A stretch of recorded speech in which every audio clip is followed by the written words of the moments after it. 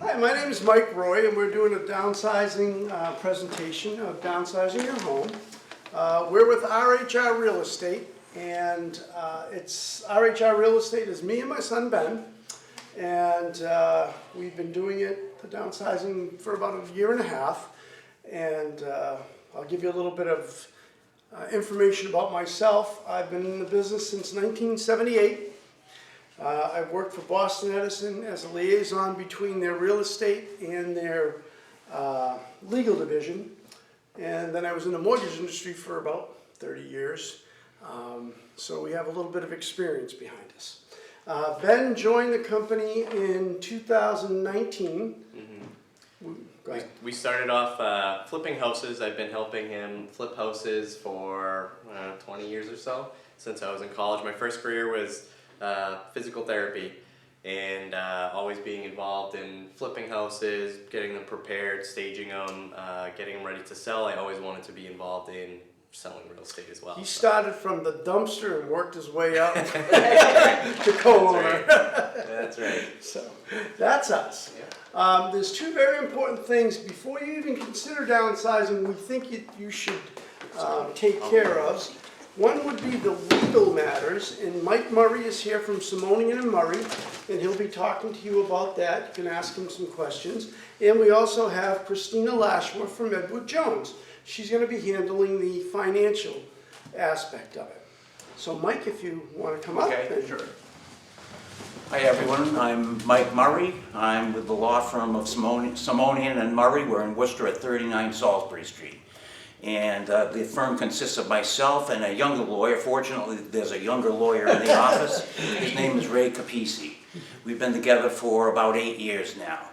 And basically the process of selling your home would consist of, you start with the real estate broker, which is Mike and Ben.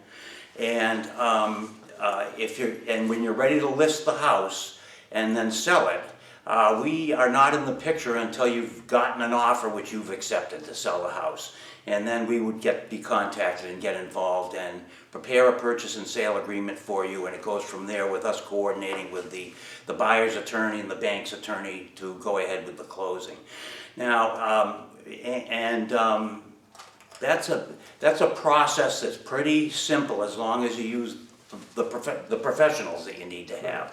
Always get a broker. They have a lot of advice about how to sell the house and So you could tell them more about like the look back, protecting themselves with... Oh, go into that, okay. Yeah, so something simple, and we try to keep it simple because I'm a real estate attorney, not really an estate planning attorney. But because we do real estate all the time, we're good at helping people hold the title to their houses so that they're covered for any possible health emergencies they might have, or the need to go into a nursing home, which is what everyone worries about these days. And what we do is we use a very simple plan. If someone has more assets and they need to do more sophisticated planning, we would refer them to another lawyer, or they could find their own. But to take care of the house, it's fairly simple. We have them convey the house to a trust. The homeowner retains a life estate, what is called a life estate in the house, which allows them, they continue to have control of the house, and they have a lifetime right to live in the house. They pay all the bills, the taxes, the insurance, maintenance, etc. And it's basically their house until they die, and usually the trust is set up so that the beneficiaries of the trust are their children or their nearest relatives. Mm-hmm. And upon their death, the house automatically passes without the need of probate court, which is very expensive and time-consuming to go through. The house passes on to the beneficiaries named in the trust, and they can decide what to do, which often the house is sold at that point. We keep it nice and simple in that way. The life estate is necessary for the elderly people so that they're always protected and have a right to live in the house. And the inheritance of the house is protected because it has passed on to the next generation. The one caveat being that you have to plan ahead and do this estate planning at least 5 years in advance before anyone would have to go into a nursing home. That's called the 5-year look back, which most people have heard of. And as long as that planning is done in advance, it protects the title to the house from being used up entirely by nursing home expense. And what about wills and things like that? You can help them out with that. Oftentimes, people come to us for this type of planning Right. when they already have a will. They may already have a will and a durable power of attorney and a healthcare proxy. Everyone knows about those things now. And that often has been done when they're younger, because simple wills and the POAs and the healthcare proxies basically are good forever. It's very rare that people change their minds about who should take care of their estate or their medical care and those sorts of things after they made the decision once. So often when people come in worried specifically about the nursing home, they already have a will, but we provide simple wills and the POA and the And they healthcare should come and proxy. see you when there's a life event that changes, is that correct? Like if somebody passes or something happens as a life event, they should probably review their documentation and. Sure. We review, when someone comes in, we don't charge a fee unless we're gonna do new work for them. Right. So they can come in and talk to us until the cows come home, and there won't be a fee unless we actually do some work. Sometimes that's 1 or 2 meetings before we decide whether to go ahead and do something or not. Yep. Then there'll be quoted a fee and we can go from there. All right, anybody have any questions? Do you have any questions, John? Okay. I will say that the look back thing, I think, has changed, because wasn't it 3 years ago, not too long ago? It was 3 years, a long time ago now, because Okay. time passes fast, doesn't it? When was it changed from 3 to 5? A long time ago now, it's probably been a couple of decades, I'd want to say. So long that I It don't, was probably, I'm gonna guess it was like probably 17 years ago, just Oh, yeah, right when there it is, yeah, we were yeah. talking about all of a sudden like, oh, it's 5. It's going to 7. Interesting that you ask. A lot of people are saying to me now, I thought they raised it to 7 years, and they haven't, okay? That's always out there. Yeah. The state and Mass Health want to increase it Right. because they're paying out all this money. They're justified in taking that point of view. So they've wanted to raise that, but they've never been able to. And I think it's kind of stabilized, don't you think? It's I do, kind of- I haven't heard much talk Where- about the 7 year. There were, to us lawyers, there were a couple of cases within the last 2 years where people had adopted this structure. They either put the property in a trust in which the trust gave them the right to live in the house. I don't do it that way. I give them the life estate directly in the deed. And then the trust is just for the kids down the road. But either way, there were 2 cases, one each way, and the state wanted to bang away again and try to undo that estate planning, and they failed. Went through the courts, it probably took 5 years, and they utterly How failed. do they get surprised by it? I did a house in Bolton, and I went to see it, and, we were ready to list it, and then all of a sudden they said the state's come in. I mean, wouldn't the family have an idea that that's gonna happen? I mean, Yeah, they could, yeah. I was surprised that it happened that way. Yeah.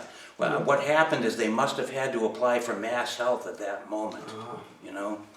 And if the Mass Health is already being used, it's probably too late in almost Yeah, every case to yeah. do something about it. And when does it start, when is it time to start planning? Start Today. planning now. Yesterday. Yeah, All right, Mike, That's right, I okay. appreciate that. We're Sure. gonna bring Christina up if anybody. So I am Christina Lashwell with Edward Jones I'll Investments. take this from you. Oh, thanks, Matt. I'll keep it behind me in case I need them. And my office is on Adams Street in Leominster, and I've been with Edward Jones since 2005. And I specialize in working with pre-retirees, retirees, people who wanted to create a legacy or figure out, with your money is you want to make sure that you outlive your money. Your money doesn't, or your money outlives you. You don't outlive your money is what I try to help people with. And in this situation with downsizing, the reason why I work with Mike and Ben is because as you get older, you get to that point and you're living in this house that you don't need. It's too big, you can't move around in it, or you just want to move somewhere different and you just want to get smaller. And the question is, does it make sense financially for me to do this? And there's a lot of questions regarding that, right? Because if you don't have a mortgage and you're living in that house, you're essentially living for just utilities. If you sell your home, you're going to end up with a chunk of money, which is wonderful. But then you have a couple questions. One, okay, what do I do with it? So the 5-year look back, because if you're getting to that point where I may or may not need to apply for Medicare within the next 5 years, that asset can be touched, unlike if you put it into a life estate. But if you think that situation's really gonna be further than 5 years down the road, we look at that chunk of money. Are you gonna use that to buy a smaller house that you can make a cash payment for? So again, you still don't have any mortgage, you just have your utilities. Or does it make more sense to rent? You don't wanna buy a place anymore. What's rent look like? In all of those situations, everybody's different. What's right for you may not be right for me, and it may not be right for your next door neighbor. And I'm able to take all of that data and figure this out, but one of the things I do is find out what's important to you.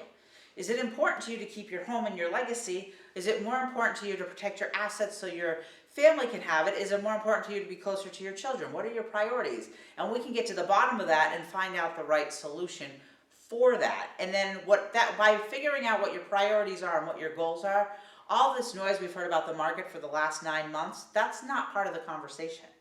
Because the conversation we're having is for the long term. What are your assets? What do you want them to do for you? How are we going to do that with that? And this, what we're seeing these last 9 months in the market, we've already planned for that.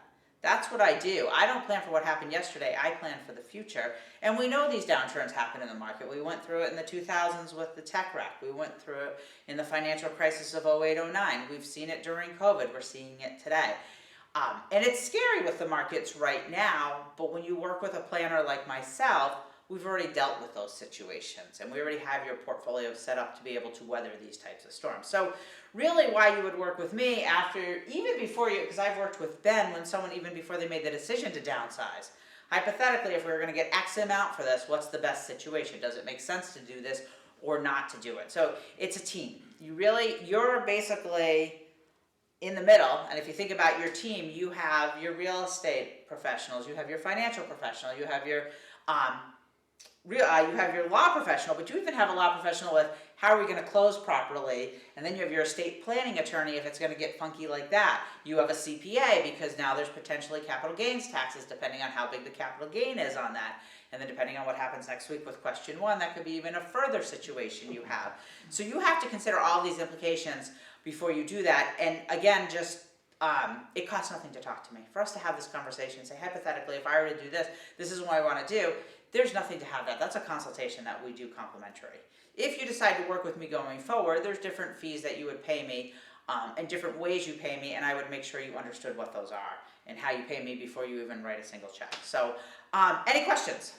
I like the thing you talk about, like projecting what they want to do for either renting Yep. or owning. I like that you can do a projection of that. Yep. So they know where they're going to be, and it's not a surprise. No, we can actually throw all that data into our software and take into account what you have for income, what you have for expenses. Are you going to get a lump sum? What does this look like? Does it make sense for the expense to get added this way or that way? And you can literally look and say, if I'm going to be there for the next 20 years, what does the end situation look like? And depending on if you could care less that you're leaving money to your heirs, or if you want to maximize what you're leaving to the heirs, would help how we would make those decisions.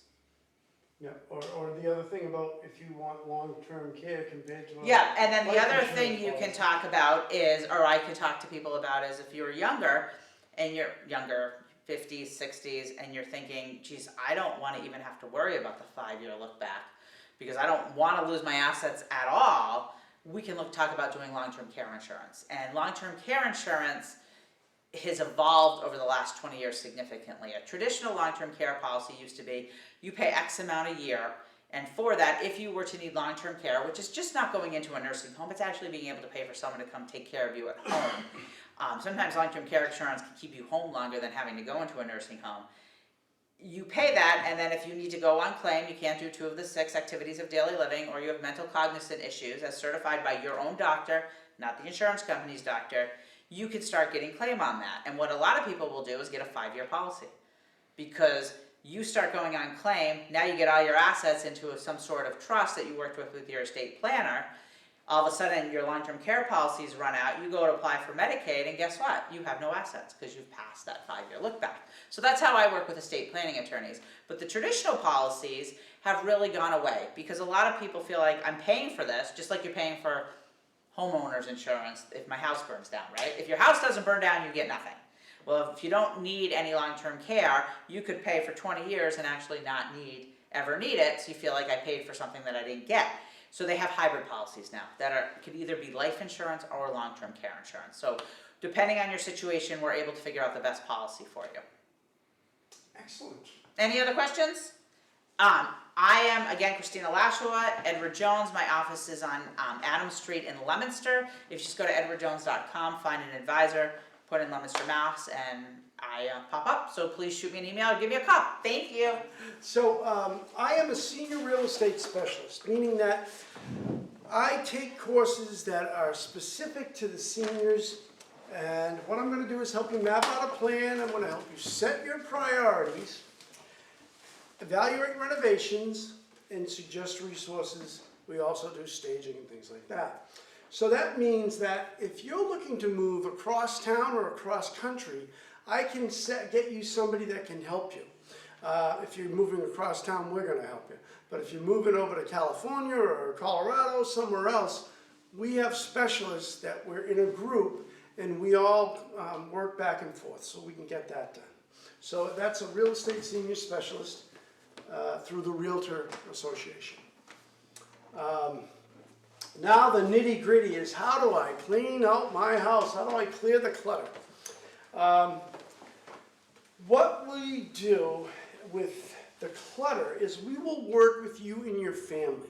If you have family members that are helping you, most likely you do, or if you don't, we'll come in and we'll talk about what we can do to help you move some of the stuff. So you're going to have some stuff that is trash, some stuff to donate to sell, some stuff to rehome, and some stuff you're going to keep.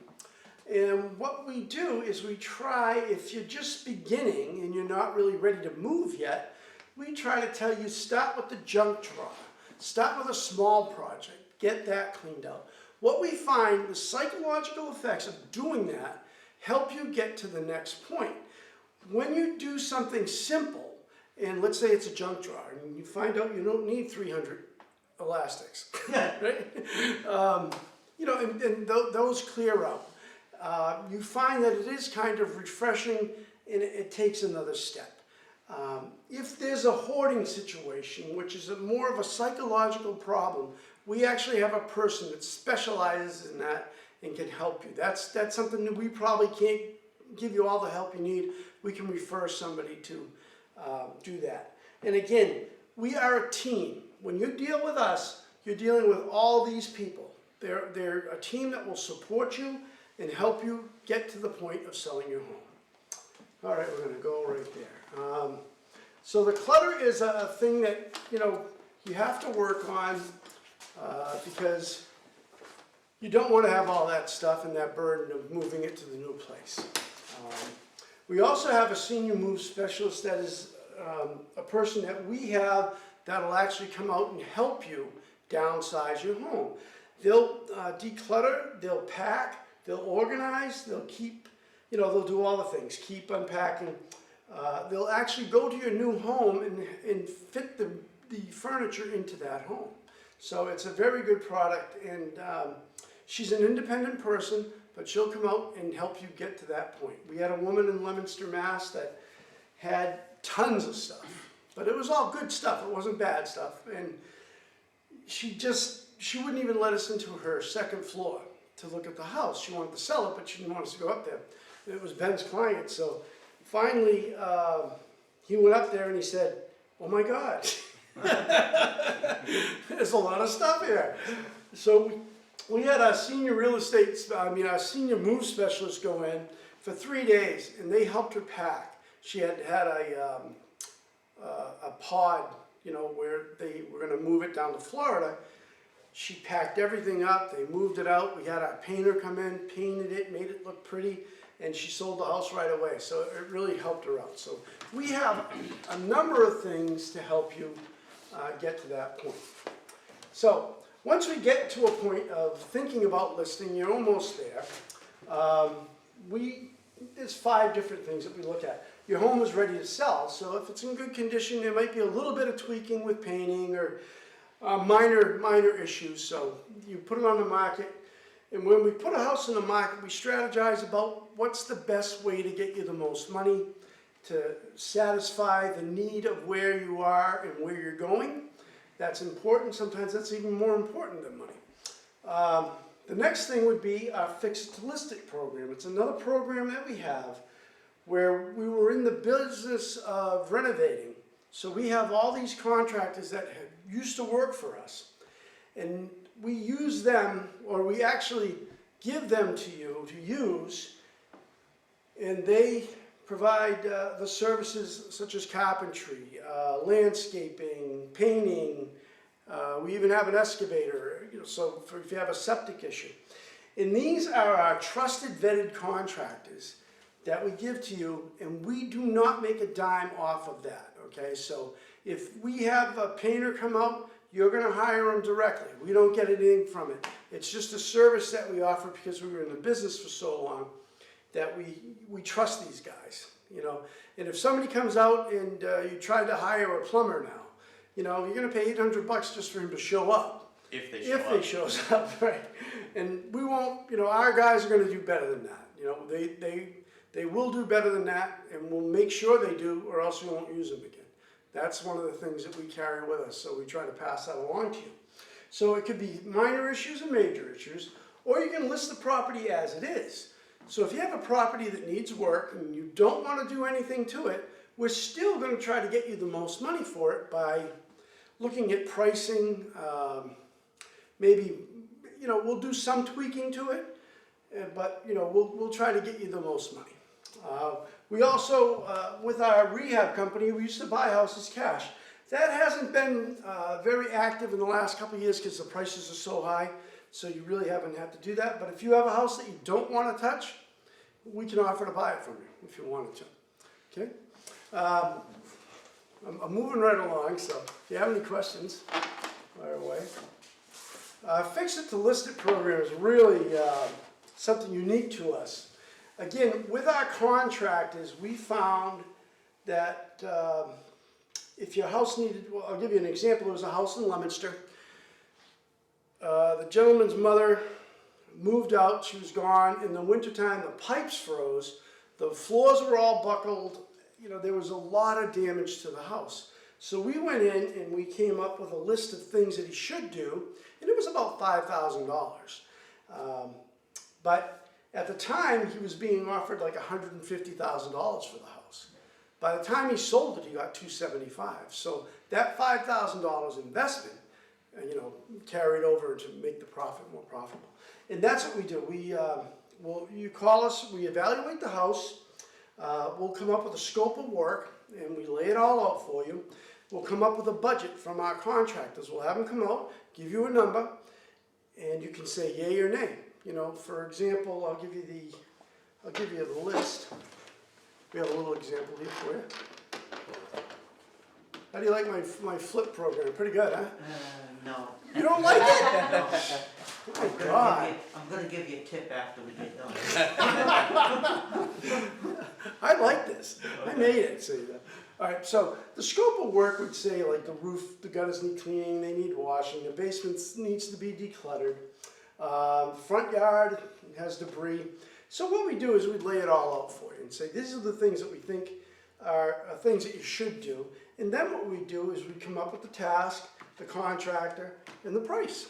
So you know exactly what we're talking about. So maybe you'd say, well, I don't want to declutter. I have family that'll help me declutter, so we don't do that. You do that. Or the dumpsters, you probably don't have dumpsters, so we probably end up doing those. But the kitchen, you needed painting.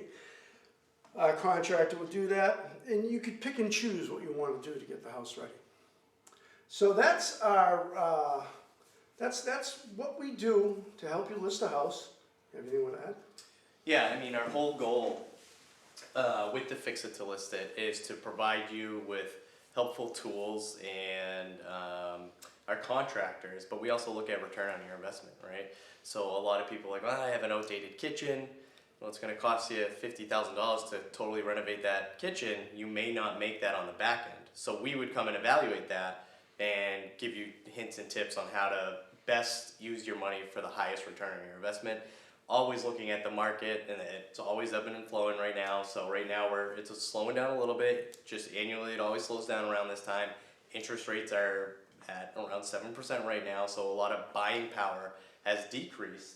But our whole goal is to put the most money in your pocket at the end of the day and make the transition as smooth as possible. Yeah, yeah, and we do major marketing when we do listings. We have a marketing company that does our social media, and we put it out there to all over New England, basically, with the MLS service, but we have another 30 or 40 other outlets that they go to.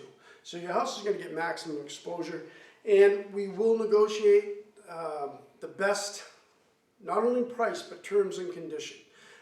There's a lot of things now with appraisal gap. You know, if your house was, you had a house and you put it on the market and it was $300,000 and they offered $340,000. Well, we're going to ask them to back that extra $40,000 up. You know, so you're not going to get to a point if the appraisal comes in low and they offered $340,000, we're going to ask them to meet that $340,000 no matter what the appraisal is. There's also acceleration clauses where people are bidding on a house, let's say the same house, they bid $300,000, but they'll go up to $320,000. This is something fairly new, you know, in this last couple of years, and that's been working out pretty good. So we have a handle on all those issues when you're selling your house. So that's what we specialize in. So is there anything else? Any other questions?